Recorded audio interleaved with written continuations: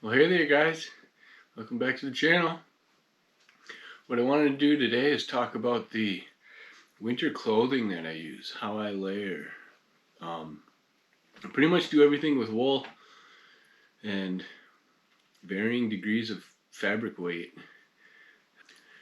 Yeah, so I'm going to walk you guys through everything I wear, put it on one by one, and talk about whatever I can. Just let me finish my breakfast here, and we'll get started. I gotta figure out some way to show you my underwear without being too revealing.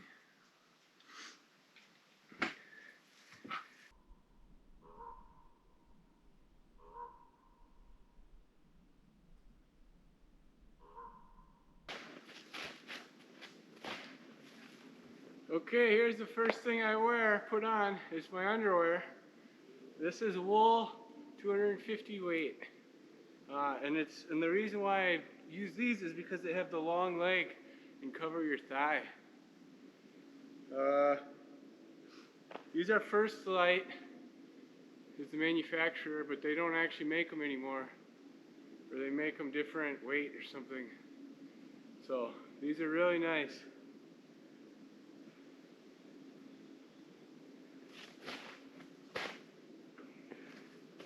Alright, let's go back in. Okay, so the base layer is the actual long underwear, and that's what I got here. So this is Coldpruf. It's 170 weight. I'm going to try to talk about the weight of fabric a lot, because that's really the best way to judge what you're getting when you're ordering online. So it stands for GSM. It stands for like grams per square meter or something. So this is 170. Those boxers were 250. So now, just wearing this, I have double layer covering my thighs. And I have two systems of clothes here, so I can tuck my shirt in between that. And I have good coverage around the waist. And these were, the boxers were like 50 bucks when I got them. And this set was about $45 each, so the top and bottom. So it was like 90 bucks. So these aren't the cheapest, but they're pretty cheap versions of other options. There's a lot more expensive options. But I've had these now for a number of years, and it's all working great. So if I didn't have those long boxers, I would just wear my regular underwear, my everyday underwear, the long, and then I would wear athletic shorts, because I feel like this big part of your body, your big thighs, get cold a lot. But I don't want too much bulk down necessarily. So a lot of times what I used to do is this before I got those, is wear this under my pants. But since I have those, I'll move on to the mid layer. So I got these recently. These are 100% wool. It's probably, I don't know the weight of it, but it's pretty heavy. It's probably, I don't know. So there's GSM and then there's ounces. So I kind of, for the base layer stuff, I understand what the numbers mean with GSM, but when you get to heavier stuff, I have a better understanding of it in ounces. So these are probably like 10 ounce fabric, or I don't know, they're thick. And these are from military surplus. They're pretty weird looking. It's called Italian military surplus wool diver pants. And these are 100% wool, and they cost me 22 bucks. Military surplus is a great resource for warm clothing. So I don't know why it's got the waist that goes so high up and the open fly like that, but it works fine. You put your pants on and it helps cover your midsection. For the top, mid layer, you can have like a wool flannel. This is an old Pendleton I got. Like I said, this is an old Pendleton. So this is one option where you wear your long underwear top, and then you have like a wool shirt, a button-up, long sleeve flannel shirt. As heavy as you can get it usually. Which heavy wool shirts are tough to find. they're usually pretty thin. But this is a good option. What I do recently though is I got a military surplus sweater. And again, that only cost me 25 bucks. And it's 100% wool. Right here.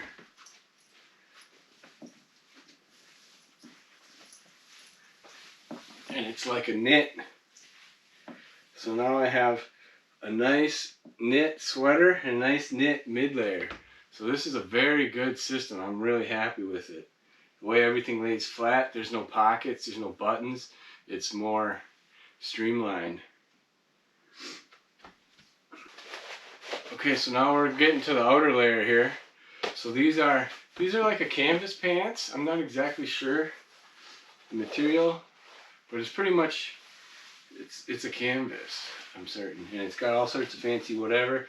These are from a military store in Finland called Varusteleka, and they're like called the Sarma outdoor pants or something. And I wear these outside a lot as my outer layer. It's good because wool doesn't really do much for the wind. The wind can cut through you. These are a good windbreak with the tighter weave, and they're durable. But the other option for outdoor pants, outer layer pants, are actual wool, heavy wool pants. So that's what these are here. These are probably like 20 ounce fabric weight. And I actually have it written down that's like 600 to 800 GSM. So these are super heavy pants.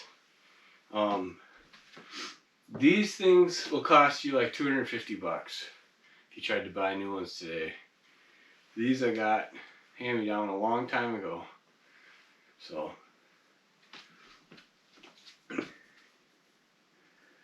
and the Varusteleka pants where I only paid like 70 bucks plus shipping. Now for your outer layer on top, I got this coat recently. Again, military surplus. It was like 70 bucks. It's a big, heavy, lined with this fake fur, whatever it is. It's a canvas outside. So again, like I said, canvas block the wind. It's long, right? Super long. So it covers up your body. It's super thick and heavy. And this is only like 70 bucks military surplus. If you tried to buy like a North Face winter coat, the 3-in-1 coats, you're spending like $300. So this is a great option.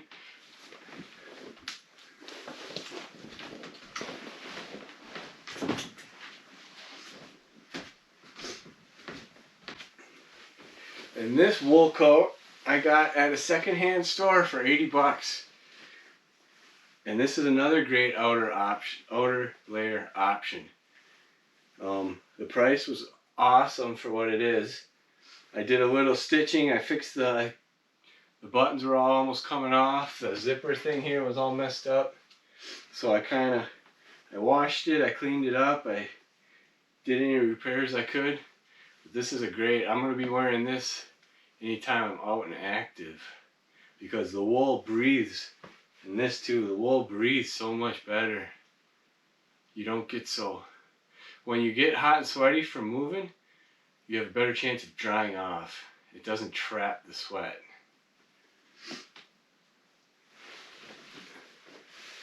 So, let's back up. Since I've mentioned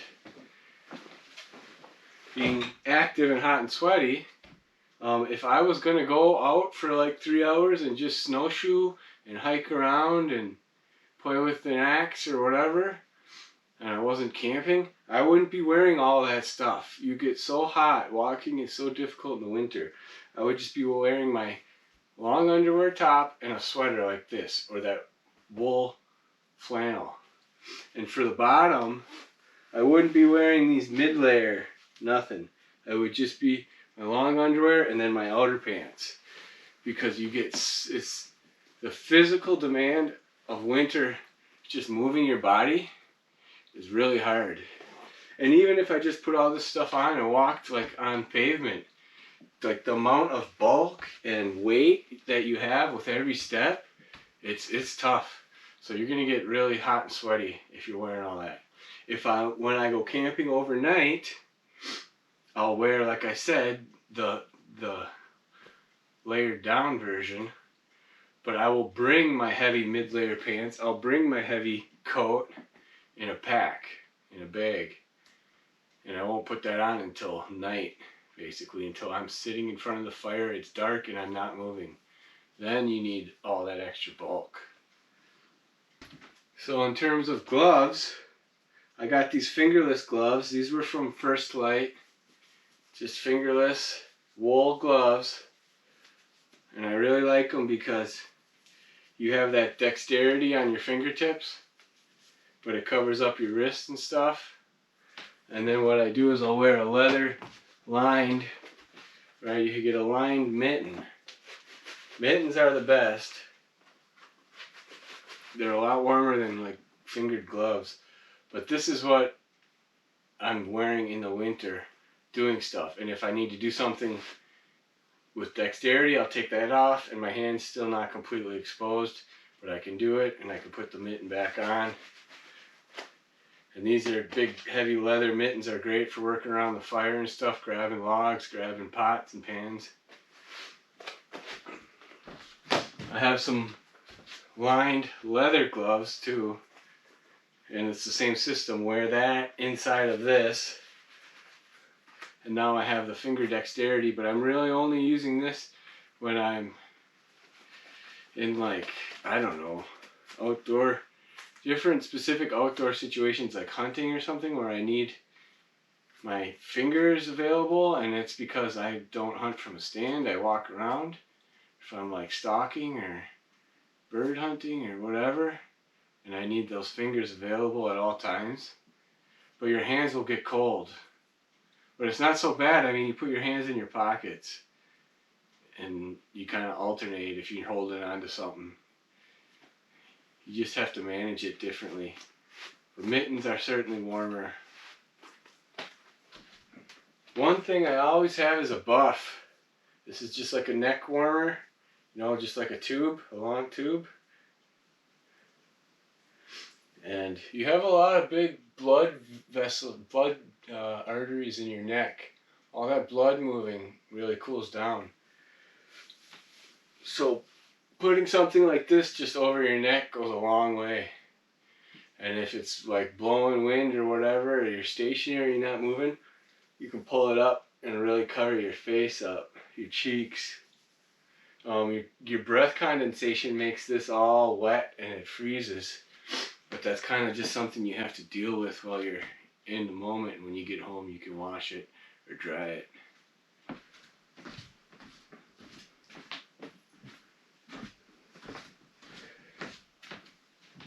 For hats, I always like these beanie hats.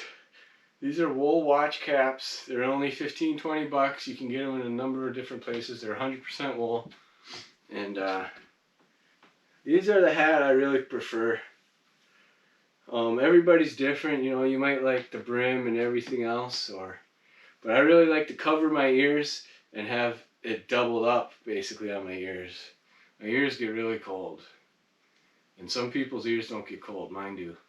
But I know the trapper hats with the fur and stuff, I think would be super warm, but I just feel like I would pick this type of hat more often, so I don't even own one of those trapper hats.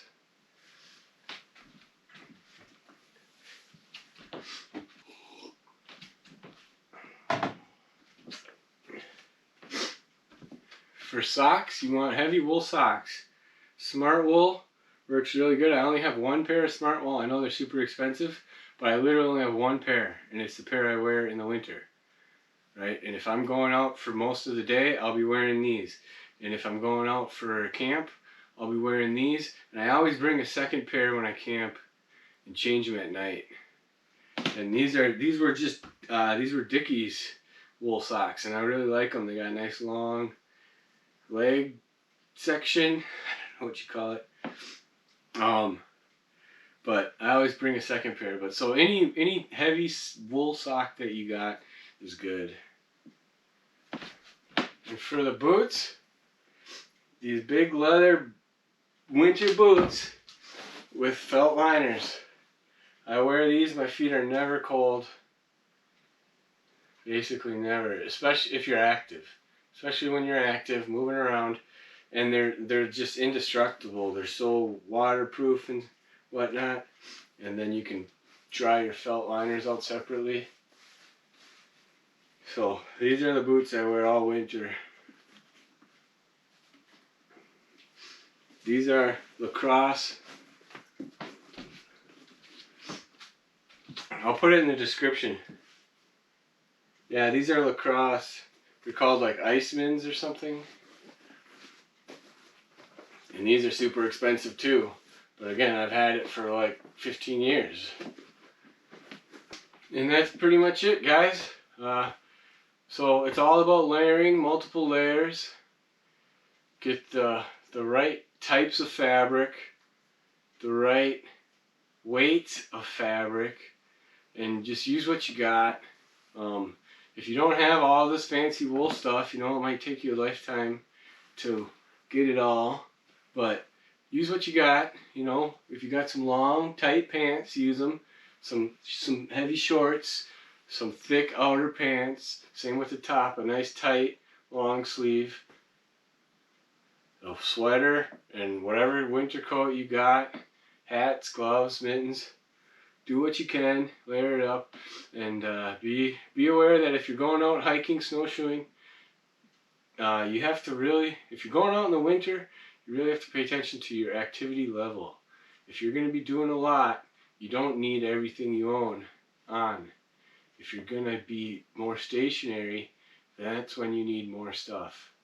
And if you're going to be doing both, then you start cold and you carry your extra stuff with you, because you will heat up fast. I'm always just sweating whenever I'm walking in the woods, especially my hat, my hairline. I get so hot and sweaty, but that's just the nature of it. So, thanks for watching, guys. Please consider subscribing to the channel. I hope you got something out of this, and we'll see you guys in the next video.